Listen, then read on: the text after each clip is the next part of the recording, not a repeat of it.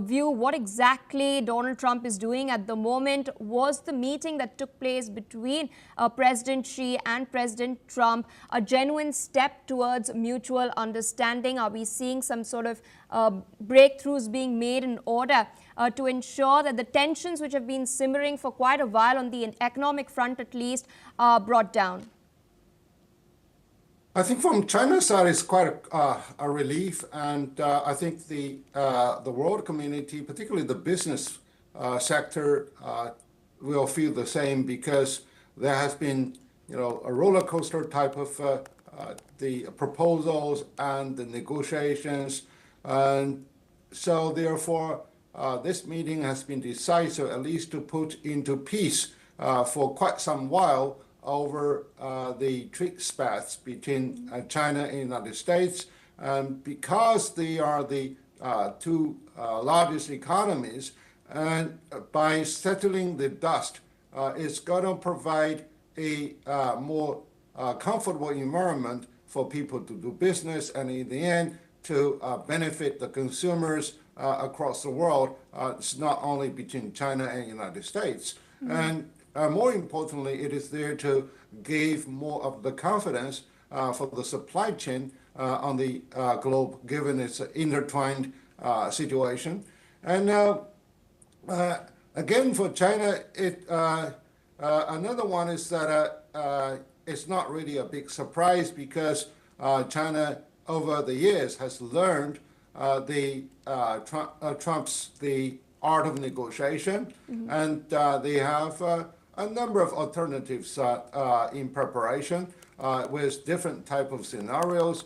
And now, with the Donald Trump speaking on different occasions about G2, which means to recognize the influence of China, both in economic and technological and many other fronts. So it shows that finally the U.S. side comes to the reality, and now he's has been doing all sorts of demonstrations to strengthen his power and glamour in exerting pressures onto other nations for a more comfortable term to the United States.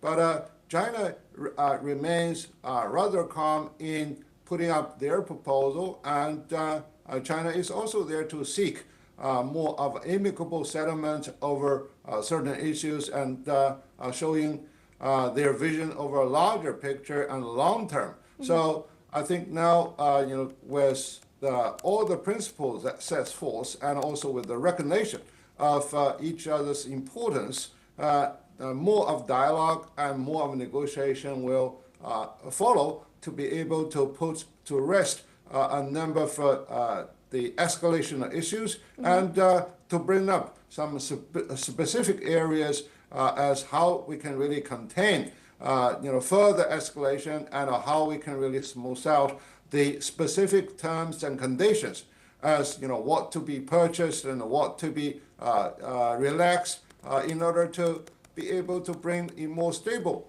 business environment, and so that people can really concentrate on what they really need to do, instead of provoking each other across the Pacific. Absolutely. On one hand, we're seeing Donald Trump describing his meeting with Xi Jinping as a great, fruitful meeting. And on the other, we're also seeing U.S. Secretary of War Pete Hegseth now slamming China, calling its actions in the South China Sea as destabilizing. At the same time, we're also seeing Washington and Manila have announced a new joint task force to boost security cooperation. Donald Trump was in Tokyo as well earlier, where he'd stated that missiles were being given to Japan. Japan has been modifying its destroyers for quite a while in order to make space for these U.S. missiles. I want to understand from you, what are China's concerns regarding the United States and its actions on the military front in the Indo-Pacific? And what do you make of this double speak, this sort of diverging rhetoric from Trump and Pete Hegseth? Well, in China's position, peace and development is really the mainstay within the Asia-Pacific region, and China remains rather the restrained in terms of the certain conflicts and certain aspects that has been going on. But fundamentally, China would like to seek for amicable solutions over the South China Sea issue, and I think all the neighbors should be able to stay in the front desk as how to settle this issue and how we can really work out some sort of agreement one is that to make clear of different rights and obligations within the China Sea. And so therefore China is not there to be able to, as quote unquote, to move proactively or aggressively or provocatively. And so there has been quite a number of misunderstanding and exaggeration of some of the issues that are at stake. So U.S. Should really be there to facilitate such a mainstay as how we can really preserve the peace and development that has been hard-earned over the history.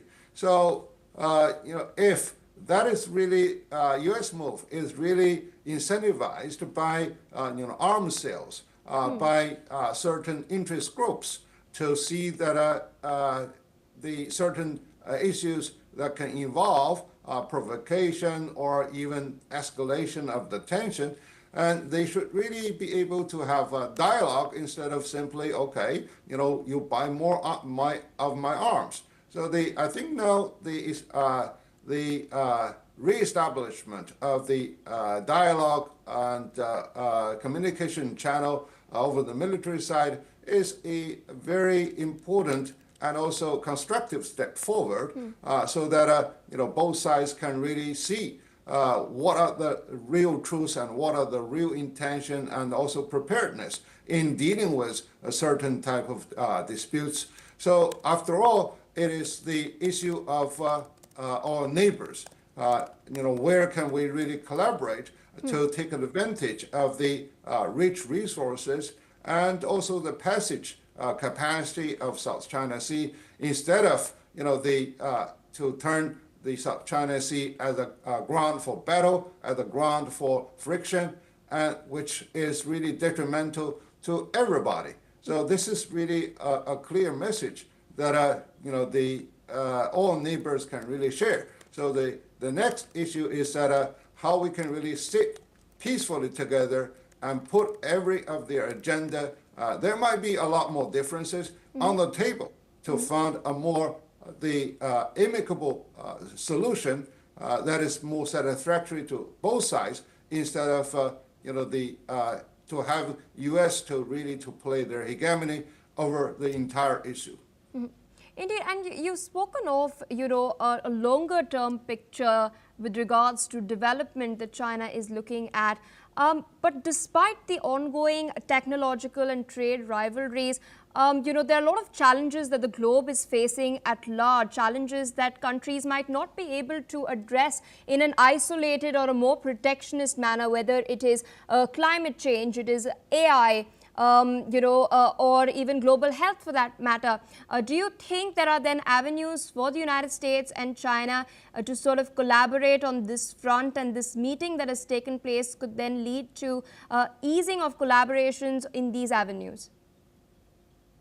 Well, I really observe this situation with cautioned optimism. The U.S., I still remember the U.S. president, working with the Chinese president in Hangzhou to jointly commit to the Paris Accord with regard to their responsibility for climate change. But now, with more of the flip and flop that happened in the U.S. politics, particularly within the White House. Yes. Now Donald Trump is now returning more of their focus to their exploration and utility of the fossil fuels.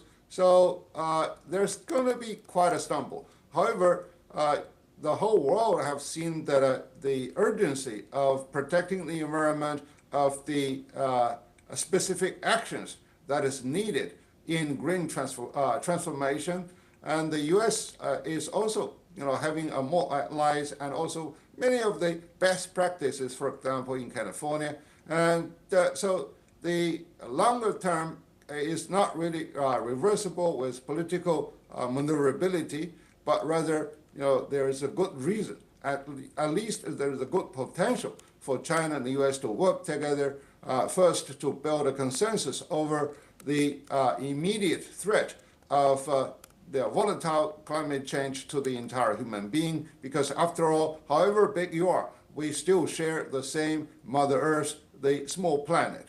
So, with the recognition, we are able to really move forward with certain collaborations in technology, in goods and services, and also in together join hands to aid certain countries that face more of the danger of the climate threat. So therefore, there is a good reason for us to work together, and let's see, how incentivized on the U.S. side in working with China to address these important issues.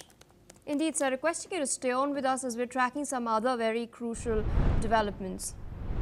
We're now learning that United States Secretary of War Pete Hegseth